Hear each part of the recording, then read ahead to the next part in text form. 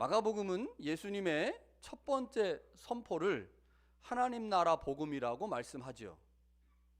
마가복음은 분명히 예수님의 하나님 나라 복음에 지대한 관심을 가지고 있습니다.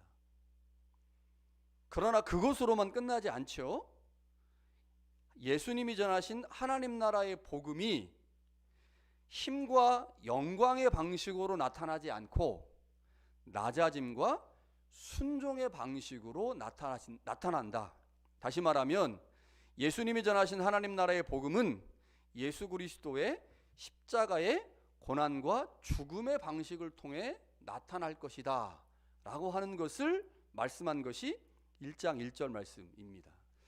자, 여기서 한 가지 질문이 자연스럽게 이어지죠. 그것은 이제 복음의 시작을 위해, 그 복음을 시작하시는 예수님이 그 복음 전파를 위해서 무엇을 준비하셨는가, 어떻게 그 복음 전파를 준비하셨는가가 이제 자연스럽게 질문으로 이어집니다. 오늘 본문은 그 공적 사역을 시작하기 전 예수님이 준비하셨던 세 가지 이야기를 기록합니다. 첫 번째 이야기는 2절부터 8절에 나오는 세례 요한에 관한 이야기이고요. 두 번째 단락은 9절부터 11절에 나오는 요한에게 예수님이 세례를 받으신 후에 성령을 받으셨다라고 하는 내용이고요. 세 번째는 12절과 13절에 나오는 성령께서 예수님을 광야로 몰아낸, 예수님이 광야에서 시험을 받으신 사건입니다. 마가복음은 예수님의 공적 사역에 앞서서 준비 과정을 기록합니다. 이는 주님의 복음 사역이 갑작스럽게 시작되지 않았음을 보여줍니다. 하나님의 나라는 아무런 준비 없이 선포될 수 없습니다. 복음의 선포는 반드시 준비의 시간이 필요하죠. 그 준비가 오늘 세례, 성령, 그리고 광야를 통해서 드러납니다. 2절부터 8절에 보면 세례 요한의 이야기가 나오죠. 자, 마가복음은 요한의 이야기를 통해 주님이 어떤 존재인지를 아주 분명하게 드러냅니다. 자, 2절과 3절에서 말라기와 이사야의 말씀을 인용하면서 요한의 역할이 주님의 길을 준비하는 것이다 라고 말합니다. 요한은 예수님의 길을 준비하는 사람인데 그 준비하는 방식을 이렇게 말하죠. 죄사함을 받게 하는 회개의 세례를 통해서다. 자, 4절에 보니까요, 세례 요한이 광야에 이르러 죄사함을 받게 하는 회개의 세례를 전파했다. 자, 그러니까 요한이 예수님의 사역에 앞서서 등장하는 이유는 요한을 통해서 예수님의 길을 준비하는 건데, 예수님의 길을 어떻게 준비했느냐? 회개의 세례를 전파했다는 거예요. 회개의 세례를 전파했다. 그런데 이 회개의 세례를 광야에서 전파하기 시작을 하니까 많은 사람들이 요한에게 몰려들었습니다. 자, 하나님께서 요한을 보내셨어요. 그리고 그 요한이 회개의 세례를 전파합니다. 그랬더니 많은 사람들이 요한에게 몰려와서 그 회개의 세례를 받았습니다. 자, 그때 요한이 사람들에게 한 진술이 중요합니다. 자, 뭐라고 진술하느냐? 7절과 8절에 이렇게 말해요. 나보다 능력 많으신 이가 내 뒤에 오실 건데 나는 굽혀 그의 신발끈을 풀기도 감당하지 못하겠노라. 나는 너희에게 물로 세례를 베풀거니와 그는 너희에게 성령으로 세례를 베푸시리라. 자, 요한의 가장 중요한 역할이 뭐냐면 회개의 세례를 받으러 온 사람들에게 예수님이 누구인지를 설명한 겁니다. 그러니까 예수님의 정체를 많은 사람들 앞에서 드러낸 게 요한이 예수님의 길을 준비한 방식이에요. 자, 그런데 여기서 두 가지를 이야기를 하죠. 첫 번째는 그는 나보다 능력이 많다. 첫 번째입니다. 두 번째는 나는 지금 여러분들에게 물로 세례를 베푸는데 그가 나보다 능력이 많기 때문에 그는 여러분들에게 성령으로 세례를 베풀 겁니다 라고 말합니다. 자, 마가복음은 요한의 사역을 예수님이 어떤 분인지, 자신과 비교했을 때 어떤 분인지를 드러내므로 사람들로 하여금 예수님에게 관심을 갖게 했습니다. 이게 요한이 마가복음에서 행한 주님의 길을 평탄하게 한 방식이죠. 자, 예수님이 누구인가? 마가복음을 읽으면서 우리는 계속 이 질문을 던져야 합니다. 예수님이 누구인가? 특별히 우리가 앞으로 살펴보게 될 치유 이야기에서 우리는 이 질문을 던져야 합니다. 그렇지 않으면 주님이 아닌 주님이 행하신 기적에 우리의 시선을 빼앗길 수도 있습니다. 자, 이제 자연스럽게 두 번째 단락으로 넘어가야죠. 9절과 11절에 보면 예수님이 사역 준비를 위해서 두 가지 사건을 기록합니다. 첫 번째는 요한에게 세례를 받았다고 하는 것이고, 또 다른 하나는 성령으로 세례를 받았다고 하는 거죠. 자, 요한이 베푼 세례가 죄사함을 받게 하는 회개의 세례이기 때문에 주님이 요한에게 세례를 받게 될 때 자연스럽게 따르는 어려움, 질문이 하나 생깁니다. 주님이 죄가 있어서 세례를 받으신 건가? 이상하죠? 만약 주님이 죄가 있는 존재라면 우리의 신앙은 뿌리째 흔들립니다. 말도 안 되는 얘기죠. 우리는 예수님을 어떻게 고백해요? 죄 없으신 하나님의 아들로 고백한단 말이에요. 그러니까 예수님이 죽으신 것은 우리의 죄 때문이다. 우리가 누군가가 죽을 때 그 죽음은 죄 때문에 죽는다고 생각을 하잖아요. 그런데 예수님이 죽었단 말이에요. 그럼 예수님은 누구 죄 때문에 죽은 거냐? 예수님의 죄 때문에 죽은 거냐? 아니다.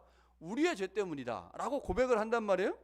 그런데 오늘 본문에서 보면 요한에게 예수님이 세례를 받게 되면서 우리가 지금까지 고백하고 있었던 이 신앙 고백이 흔들릴 가능성이 생겨버린 거죠. 예수님이 도대체 왜 세례를 받은가요? 다른 사람들처럼 죄 때문에 받은 거야? 그럼 우리가 믿고 있는 예수님은 죄가 있으신 예수님인가요? 도대체 어떻게 된 거야? 그럼 예수님 십자가에 죽으실 때 그 죽음은 우리 죄가 아니고 예수님 자신의 죄인 거야? 라고 하면서 여러 가지가 흔들립니다. 우리는 분명 알고 있어요. 예수님은 죄가 없으시다. 그렇죠? 예수님은 죄가 없으십니다. 예수님은 고난을 받으실지언정 죄는 없습니다. 그렇다면 예수님이 죄가 없으신데 왜 요한에게 세례를 받으셨을까요? 이렇게 질문해야 되는 거죠. 요한에게 세례를 받았으니까 예수님이 죄가 있나 보다 이렇게 질문하는 게 아니고 죄가 없으심에도 불구하고 왜 요한에게 예수님은 세례를 받으셨을까라고 하는 질문을 던져야 되는데, 이 문제에 대한 답은 예수님의 사람됨 그리고 사람에 대한 대표성의 관점에서 이 문제를 풀 수가 있습니다. 예수님은 완전한 하나님이시죠. 그러나 완전한 인간입니다. 완전한 인간. 우리가 이제 예수님을 생각할 때 하나님에게 너무 방점이 찍혀가지고 예수님은 하나님이다. 그래서 하나님을 너무 중요하게 생각하다 보니까 예수님이 완전한 인간이라고 하는 의미를 이제 좀 오해할 때가 있어요. 완전한 인간이라는 말은 우리와 같은 인간이라는 말입니다. 여기서 완전한 인간이라는 말은 한 가지 중요한 의미를 포함하고 있는데, 그것은 약점이 있다는 거예요. 약점. 우리 어떤 약점이 있어요? 유혹을 받을 수 있는 약점이 있죠. 이게 인간이 가지고 있는 가장 큰 약점입니다. 무엇인가 우리 가운데 유혹이 오면 그 유혹에 넘어질 가능성이 있어요. 이게 인간이 가지고 있는 약점입니다. 자, 그러니까 주님께서 세례를 받으셨다, 요한에게 세례를 받으셨다라고 하는 것은 예수님이 우리와 완전하게 동일한 인간이고 우리와 완전한 동일한 삶을 경험하시는 분이시다라는 의미입니다. 하나님이 인간의 자리까지 내려오셨다. 그게 이제 성육신이잖아요. 예수님이 성육신 하셨다고 하는 것은 하나님의 아들이 완전한 인간의 모습으로 오셨다는 거죠. 인간이 가지고 있는 약점이 예수님에게 있다. 다시 말하면 모든 인간은 약점을 가지고 있는데 그 약점이 예수님에게도 존재한다. 그래서 예수님이 모든 인류를 대표하실 수 있다. 그러니까 인간의 나약함과 인간의 대표성을 상징적으로 보여주는 사건이 예수님이 받으신 세례입니다. 그래서 외형적으로는 예수님의 세례가 사람들이 받은 세례와 같지만 그 의미는 다릅니다. 사람들이 받은 세례는 죄사함을 위한 회개가 있는 세례죠. 그러나 예수님이 받으신 세례는 주님의 사람됨과 그 주님이 이 땅에서 어떤 사역을 하실지, 완전한 인간으로 이 땅에서 하나님의 나라 사역을 하실 것을 보여주는 세례이죠. 그래서 같은 세례지만 다른 세례라고 보실 수 있습니다. 세례를 통해 예수님의 사람됨, 완전한 사람됨이 드러났습니다. 그리고 예수님께서 이제 그 나약한 사람의 몸을 통해서 사역을 하게 될 것을 보여주셨죠. 그랬더니 하늘에서 두 가지가 나타납니다. 첫 번째는 하늘이 열리고 성령이 비둘기같이 예수님에게 임합니다. 두 번째는요, 하늘로부터 너는 내 사랑하는 아들이라 내가 너를 기뻐하노라 라고 하는 하나님의 음성이 들립니다. 자, 예수님에게 임한 성령은 간접적 방법을 통한 하나님의 확증이라면 하나님의 음성은 직접적 방법을 통한 확증입니다. 자, 예수님이 세례를 받았어요. 예수님은 완전한 인간이 되셨습니다. 인간이 가지고 있는 나약함이 존재해요. 그런데 그 나약함이 하나님 나라 사역을 위해서 방해 요소로 등장하면 안 되죠. 우리는 등장하죠. 우리의 나약함은 하나님의 나라 사역할 때 얼마나 많이 방해하는지 몰라요. 욕심, 이기심, 이게 우리 안에서 얼마나 많이 우리의 사역을 방해하는지 모릅니다. 그런데 예수님이 나약함을 가지고 있어요. 완전한 인간이 되셨습니다. 그러나 그 나약함과 그 연약함이 하나님 나라 사역의 방해 요소가 되면 안 되죠. 존재해요. 그러나 그것이 겉으로 드러나면 안 됩니다. 근데 우리는 어떻습니까? 존재하는데 드러나잖아요, 항상. 그래서 문제인 거 아닙니까? 그런데 예수님은 그럴 수 없습니다. 그러면 안 돼요. 자, 그것이 인간의 나약함이나 인간의 연약함이 하나님 나라 사역에 방해되지 않도록 하나님이 예수님을 적극적으로 지원하는 하나의 방식이 뭐냐? 그게 성령입니다. 그러니까 성령이 임재하심으로 예수님이 비록 이 땅에 연약한 육체로 임하셨고 그 연약한 육체로 사역하시지만 그 육체의 연약함을 극복할 수 있는, 예수님의 사역을 전적으로 도울 수 있는 하나의 방법이 예수님에게 주어진 겁니다. 그게 뭐냐? 그게 성령입니다. 그래서 앞으로 예수님의 모든 사역을 이끄시는 분은 성령이죠.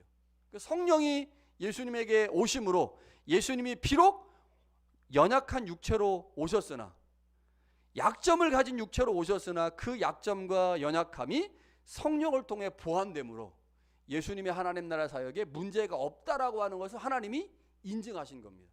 그게 하늘에서 내리신 성령이죠. 그러니까 물 세례가 예수님의 나약함을 보여주는 것이라면 성령 세례는 그 나약함을 극복하는 방식을 보여주신 겁니다. 자, 하늘에서 또 뭐가 나타납니까? 하나님의 음성이 들리죠. 예수 그리스도, 그분의 모든 육체를 가진 사역이 하나님의 전적 지지를 받고 있음을 보여줍니다. 여러분, 아들에게, 요즘 저도 이제 아들이 있으니까 아들하고 아버지와의 그 관계, 이게 참 미묘한 것 같아요. 저도 이제 아버지가 살아 계신데 아버지와 아들과의 관계, 이게 뭔가 설명할 수 없는 뭐가 있거든요.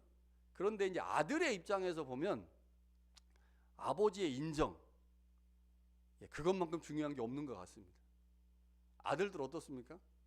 이세성 집사님 고개를 끄덕거리시는데 아버지의 인정, 뭐 사람마다 다르겠지만 이 아버지의 인정이라고 하는 게 아들에게 너무 중요한 것 같아요.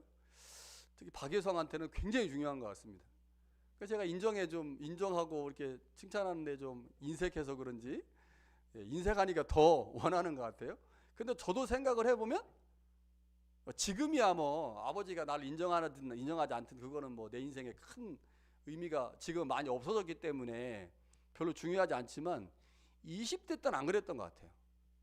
20대 가정을 꾸리기 전에 아버지가 나를 인정해 주느냐, 그런 말을 하느냐 안 하느냐, 이게 너무너무 중요했거든요. 아들은 그렇습니다. 자, 하늘로부터 하나님의 음성이 들려요. 뭐라고 들립니까? 이는데 사랑하는 아들이라 내가 너를 기뻐하노라. 여러분, 이것만큼 중요한 게 없습니다. 아들이신 예수님이 그 사역을 진행함에 있어서 내가 지금 인간의 연약한 몸으로 이 땅에 와서 그 연약한 한계를 가지고 사역을 할 텐데, 그렇게 인간의 어떤 약점을 가지고 사역을 할 텐데, 그 모든 사역을 하나님이 그냥 다 인정해 주시는 거예요. 다.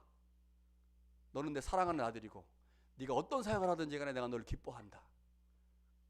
여러분, 이 하나님의 음성이 예수님에게 들려올 때 그 예수님은 세상을 모두 얻은 것처럼 하나님께서 하시고자 하신 일들을 정말 감당해야 되겠다고 하는 그런 마음이 예수님에게 당연히 들 수밖에 없는 거죠. 그러니까 이 두 가지 방식을 통해서 하나님께서 예수님의 사역을 완전히 지지하신 겁니다. 한편으로는 성령을 통해서 이 약점을 보완하시고, 또 다른 한편으로는 아버지의 전적인 지지 안에서 아들이 마음껏 사역할 수 있도록, 이렇게 두 가지를 이제 9절부터 11절에 보여주시죠. 그러니까 첫 번째 세례자 요한을 통해서 보여주신 것은 예수님이 사역을 하시기 전에 예수님의 정체, 예수님의 존재가 어떤 것인지를 우리 가운데 보여주신 거라면, 두 번째는 하나님의 사역, 하나님의 나라 사역을 위해서 예수님이 누구의 전적인 지지를 받고 있는지, 그 누구의 전적인 지지가 예수님의 사역에서 필요한지를 이제 보여주신 거죠. 그리고 나서 세 번째 장면으로 가면 12절과 13절에요. 광야에서의 시험이 나와요. 자, 그런데 재미있는 것은 마가복음이 이렇게 번역을 했어요. 성령이 곧 예수를 광야로 몰아내셨다. 성령께서 예수님을 발로 차가지고 광야로 몰아내버린 거예요. 근데 그 성령이 어떤 성령입니까? 어떤 성령이에요? 9절부터 11절에 예수님에게 임한 성령이거든요.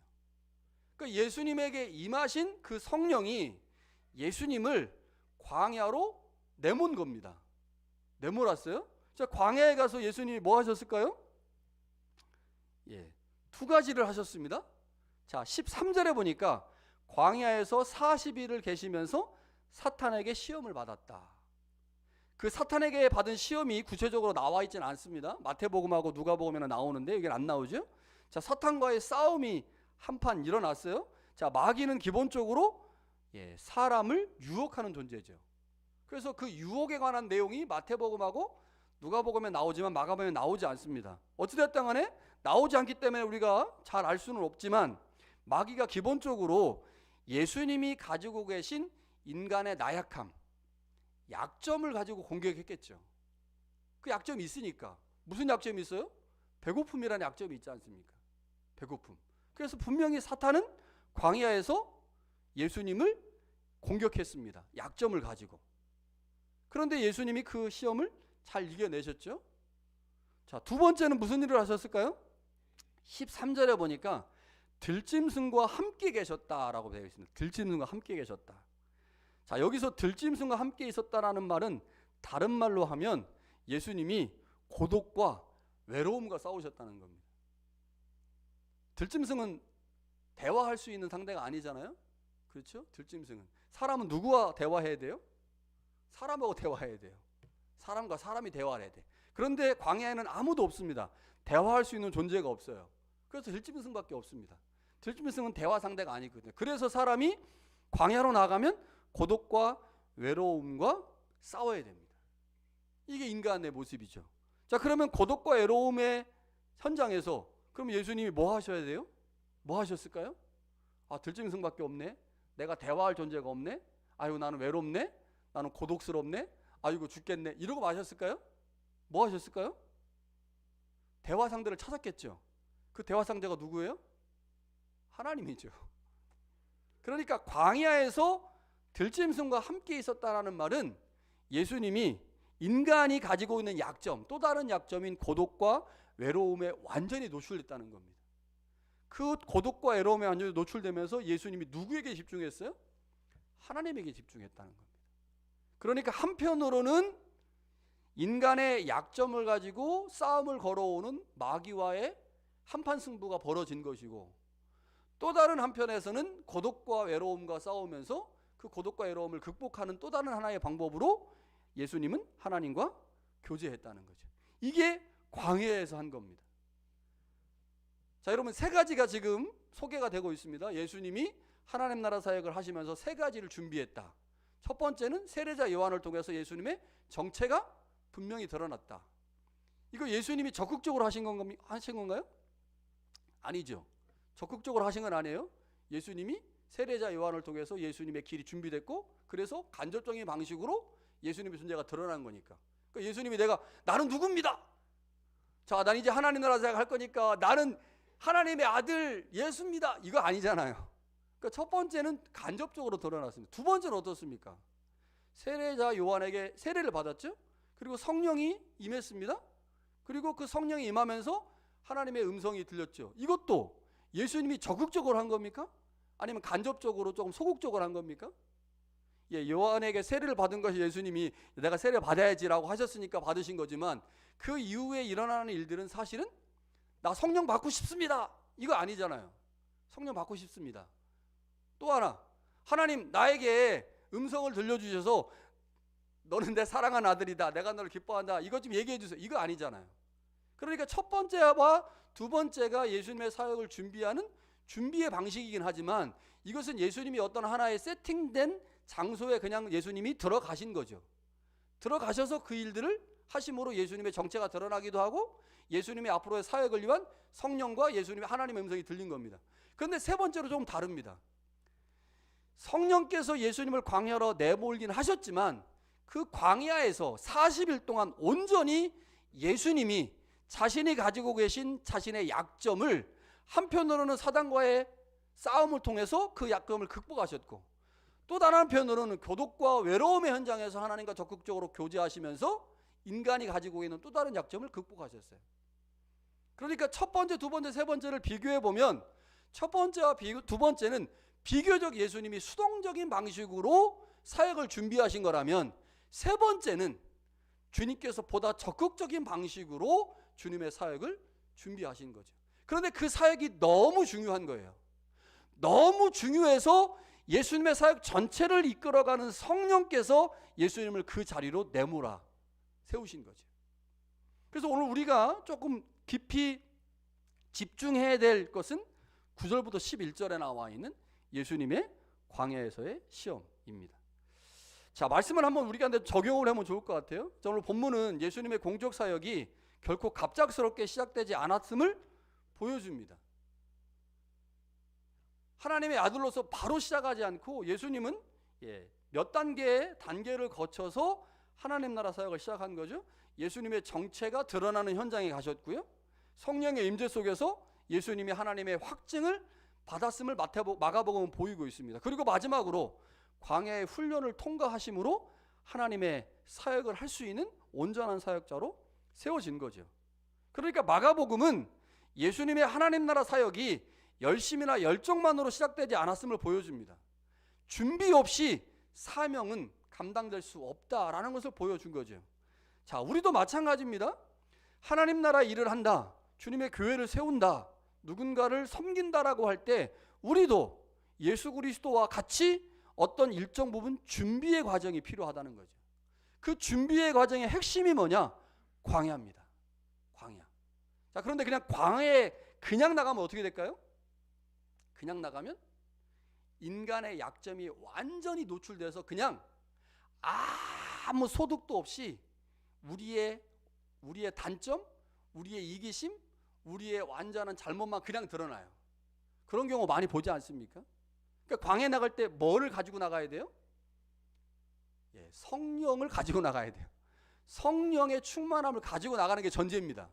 성령의 충만함을 가지고 나가야. 다시 말하면 내 안에 계신 성령께서 나를 광야로 내몰고 있다. 그래서 내가 나가는 게 아니고 성령의 도움과 인도하심 가운데 나가야 됩니다. 그렇게 되면 광야가 단순히 사막이나 우리의 인간성이 완전히 폭로되는 현장으로 변질되질 않습니다.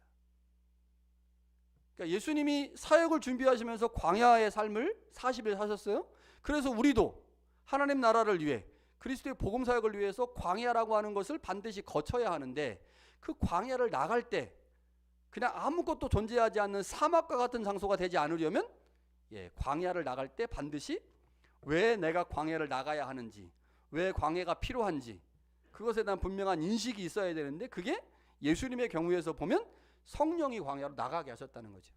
자, 그렇게 성령과 함께 광야라는 장소로 나가게 됩니다.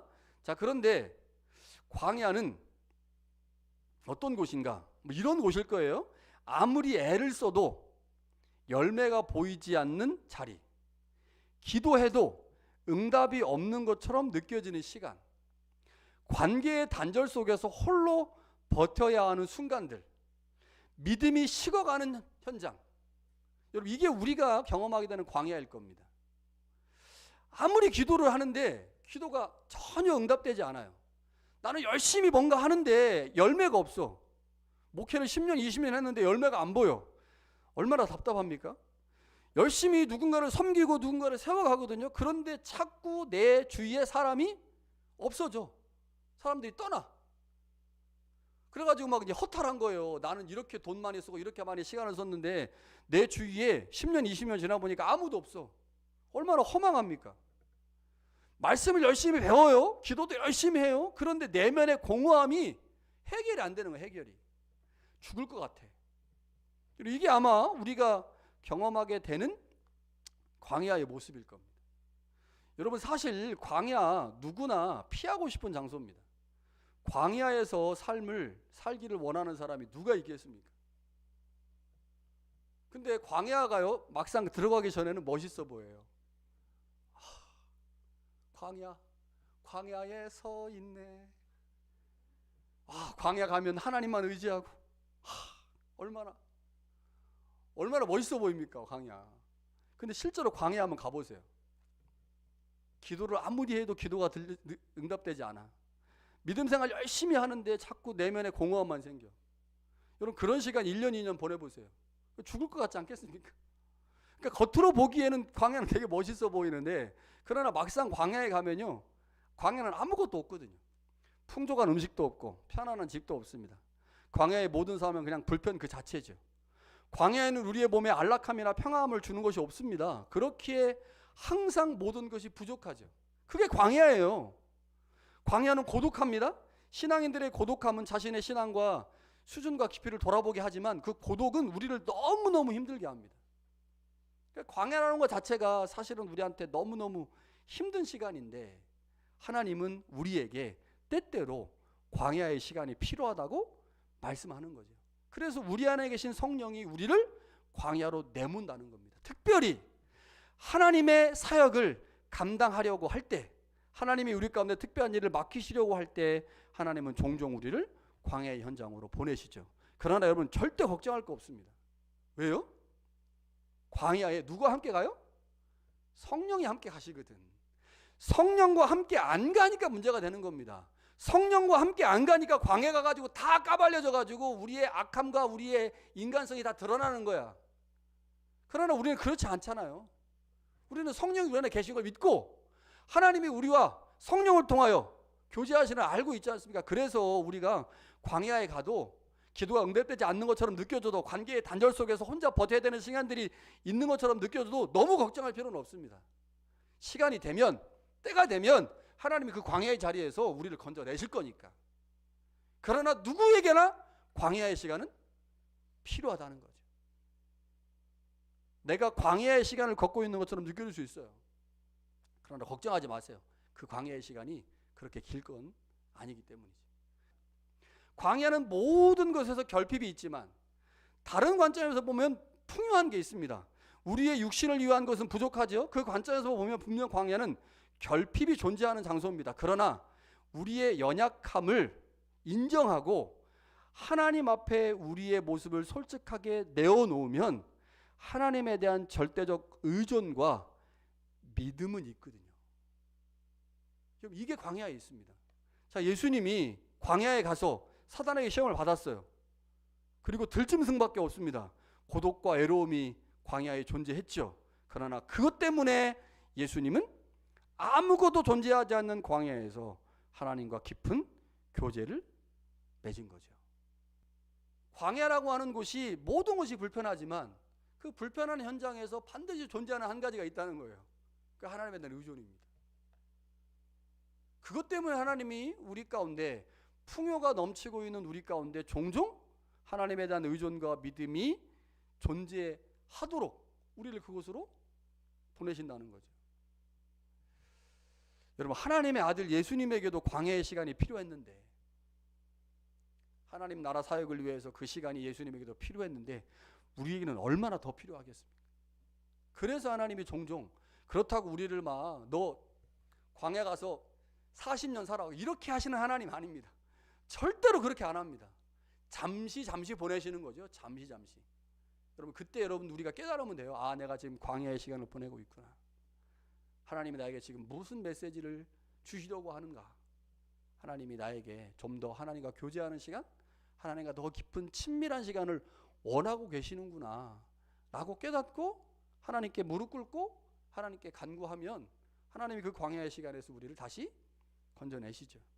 여러분, 예수님의 세례 광야에서의 40일의 시간은 십자가 복음을 위한 준비의 시간이었습니다. 복음은 즉흥적으로 시작되지 않습니다. 하나님의 나라는 언제나 준비의 과정을 거치죠. 주님께서 하나님 나라를 위해 그 준비의 과정을 통과하시고 하나님 나라 사역을 감당하셨듯이 우리도 역시 예수님의 제자의 길을 걷고자 한다면, 예수님을 믿는 그리스도인으로서의 삶을 살고자 한다면 우리도 역시 그 준비의 과정을 거쳐야 합니다. 그런데 우리가 종종 준비라고 하면 저 잘되기 위한 과정, 더 큰 일을 하기 위한 과정이라고 생각을 하는 경우들이 있어요. 그러나 성경이 말하는 준비는 성공을 위한 준비가 아닙니다. 순종을 위한 준비죠. 광야는 성공으로 가기 위한 대기실이 아니라 자신을 내려놓고 하나님의 뜻에 우리의 뜻을 맞추는 시간입니다. 하나님을 더 의지하라고, 더 준비하라고. 하나님께서 아들을 광야에 보내셨습니다. 그리고 그 광야에서 하나님과 철저히 교제하신 후에 40일의 교제를 통해서 3년의 사역을 감당하게 하셨듯이 이제 하나님께서 우리 가운데 종종 허락하시는 그 광야의 고독, 광야의 아픔, 그 광야의 시련이 하나님의 일들을 위한, 하나님의 사역을 위한 하나님의 계획이라는 사실들을 깨닫고 우리 가운데 느껴지는 그 광야의 시간들, 그 시간들 허비하지 마시고 하나님과 더 깊이 교제하는 시간들로 활용할 수 있기를 간절히 축원합니다.